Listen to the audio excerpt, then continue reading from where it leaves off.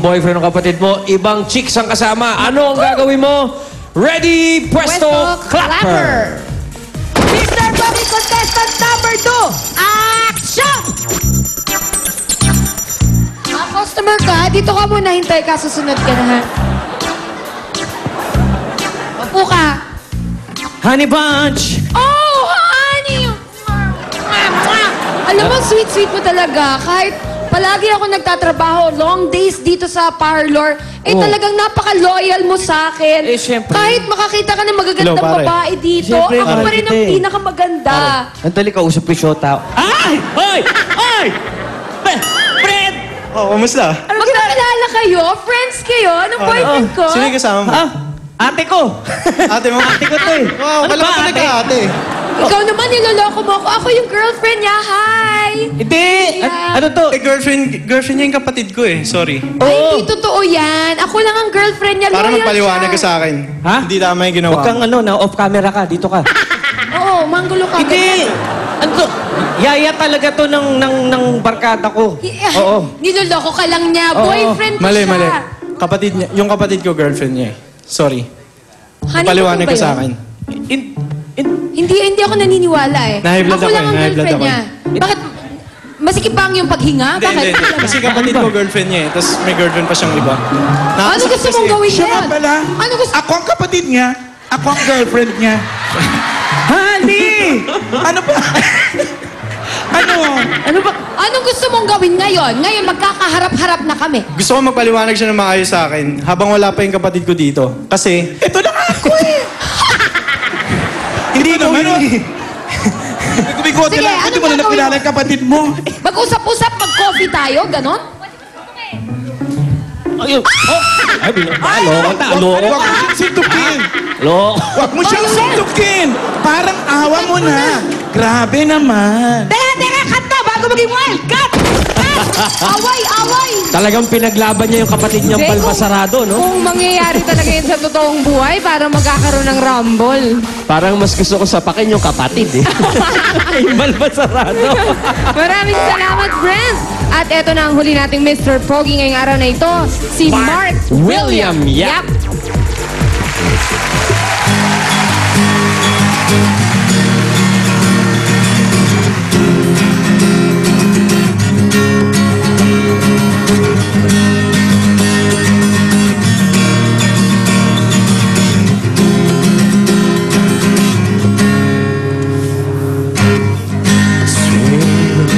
As the music starts, strangers making the most of the dark. Two by two their bodies become one.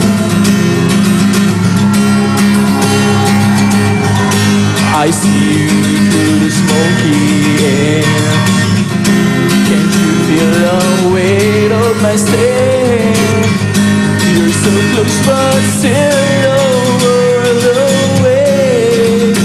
And what I'm trying to say is that I'm crazy for you.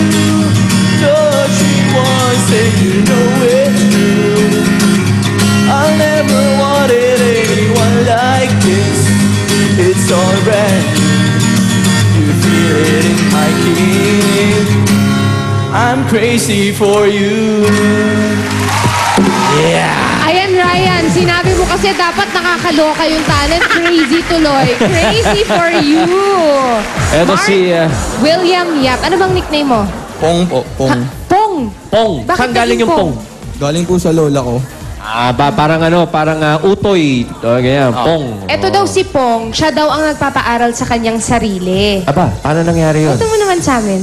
Bali po nung high school ako, pumasok po ako sa isang Catholic school sa Santa Catalina College bilang scholar po since first year high school hanggang fourth year po.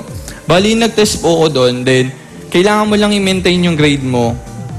Yung ganun po. Then, bali, ang pinaka... Bali, Hindi ba nakaka-pressure maging scholar? Bali, hindi naman po kasi dapat laging sakto lang naman eh. Masama naman po kung susobra. Mas masama rin kung bababa. Totoo yan. Okay, Alright? Pong, pagpatuloy mo yung pagiging academic scholar mo. Pero eto muna, ang pagkabisihan mo, actingan tayo. Eto ang sitwasyon mo, eksena mo, Pong. Nagpagupit ka sa salon. nang biglang may pumasok na hold-upper at hinostage ang isang customer. Okay? O, huwag kang kakabahan masyado. Relax ka lang. Okay? Sige po. Pong. Ano ang gagawin mo? Ready, pwesto, clapper. Mr. Pogi number 3, action! Bali, pwede mong pagupit. Magkano po? Ha? Magkano? 7,000. 7,000? Oo. Wala akong ganyang pera. Paano yan? Wala ka magagawa. Nagpa-tirintas ka ng buhok. Kung ganun. Mga hostage na lang ako. Hoy, hindi kami mga hostess dito. Hindi hostess, hostage. Hostage. Sandali na. Kayo. Kayo. Tulungan mo naman. Sasaksakin ko to. Pare, hindi mo masusolusyonan Huwag yung ka problema magulo, mo kung matatawa mang-hold up ka. ka, pare. Ano? Hindi mo masusolusyonan ang problema mo kung mang-hold up ka. Paano ko babayaran yung 7,000 na... Dito ka para makita ka sa camera, ha? Paano mo mababayaran? Maraming paraan, pare. Bakit nandyan ka eh? Pare, kung gusto mo, ibibigay ko na lang sa'yo yung gamit ko. Yung wallet ko, ito na lang, oh. Sige na, oh. May 7,000 Ito na, oh. ka ba? Oh, pare. Wala ako rito. Sige na. Kamaingay, kung hindi. Sige na. Ano? Ang gusto kong mangyari... Ha? Kilala kita! Hello. Kilala kita! Guard, nagkakaroon Sino? ko ng holdapan dito. Baka pwede ko kayo agad pumunta. Kilala kita! Nakikilala Huwag ka mo ako? magkawala. Kilala ko to! Si Anjo to! Kilala niyo ako? Oo! Eh, si Anjo ka pala eh. Sandali. Ito, Ngayon, para ito yung hold up. Ngayon, nakikilala niyo pa ba ako? Dalawa kayo, isa lang siya! Hindi na. Bakit? Bitawan mo ako! Ano, wala kang mic? Baka pwedeng madala sa pakiusap to, sir. Anong gusto mo? Gusto mo palit tayo? Pare, ulihin mo na lang yan, pare. Masamang tao Gwardiya yan. ka? Kilala kita, ikaw ang barbero, ikaw dito. Kuya, saan ang Pare, ano yan? sa'yo na lang to. Sige na. May gun Sige na. siya eh. Bakit nawala yung guard? Akin na yan. Patingin ang telepono. Go to contacts. Cut na! Delete all contacts. Bakit si Solen na hostage na maganda pa rin? Maraming salamat sa ating mga Mr. Pogi for today. Ang mapipiling Mr. Pogi ay tatanggap ng 20,000 pesos at meron naman tig 5,000 pesos ang ating mga non-winners. At kung sa tingin nyo, kasing pogi at talented kayo ng mga contestants natin ngayon, you can register at i-upload na ang inyong audition video sa www.eatbulaga.tv/Mr. Pogi. O di kaya, pwede naman kayo mag-audition dito sa Broadway Centrum, Lunes hanggang Biyernes, 3 to 5 p.m. At tawagin na natin ulit ang ating mga Mr. Pogi contestants. Mr. Pogi contestant number 1, galing ng Pandacan, Manila, si John Christopher Hernandez. And from Pasig City is Mr. Pogi contestant number 2, Brent Garcia. At ang Mr. Pogi contestant number 3, Mr. Pogi ng Sampaloc, Manila, Mark William Yap. O tingnan natin sa audience. Sino ang boto sa contestant number 1? Sino naman ang kampe sa contestant number 2? Aba. Sa contestant number 3, Aba.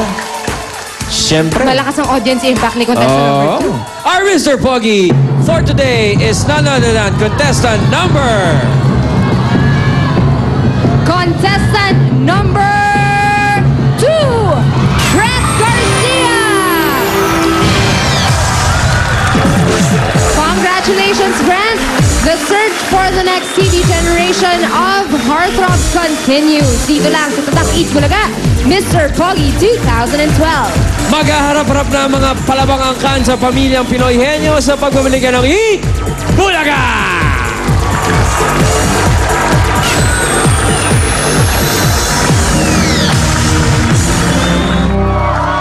Ang wini-wish po namin ay makapasok lang sa audition.